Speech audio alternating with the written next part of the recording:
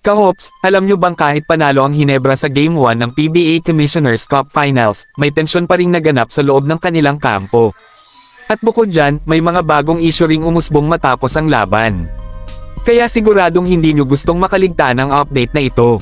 Matapos ng maaga ng Barangay Hinebra ang Game 1 kontra TNT, isa sa mga naging bayani ng laban si RJ Abarrientos matapos magpasok ng dalawang napakahalagang 4-point shot sa closing minutes ng laro. Pero sa kabila ng kanyang pagiging bida, may ibinunyag si Abarrientos sa post-game press conference.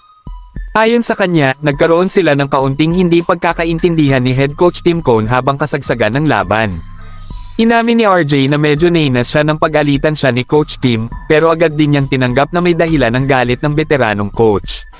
Aniya, may ilang lapses siya sa depensa na hindi dapat mangyari lalo na sa isang finals game.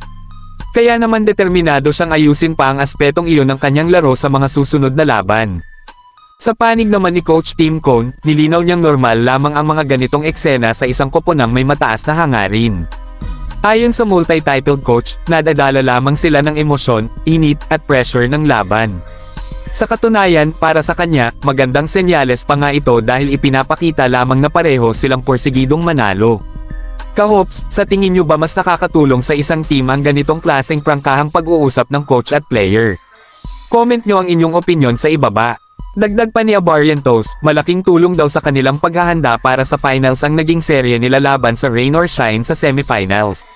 Aminado siyang sobrang pisikal ng laro laban sa koponan ni Coach Yang Giao, at dahil doon ay mas nahasa at mas naging handa sila sa matinding bakbakan kontra TNT. Samantala, napansin naman ng ilang fans ang naging kilos ni Chot Reyes matapos ang laro.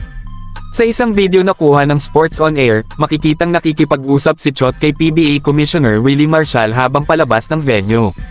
Bagamat hindi malinaw kung ano ang kanilang pinag-uusapan, may mga espekulasyon na maaaring may kinalaman ito sa kontrobersyal na final play ni Calvin Aftana na hindi nabigyan ng foul call at siyang posibleng nagtulak sana sa laro patungo sa overtime.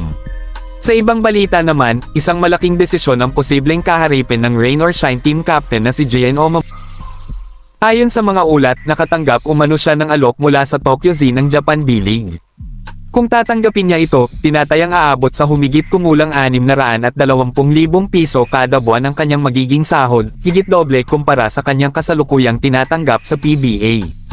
Kung kayo ang nasa sitwasyon niya, kahops, pipiliin nyo bang manatili sa PBA o subukan ang mas malaking oportunidad sa Japan?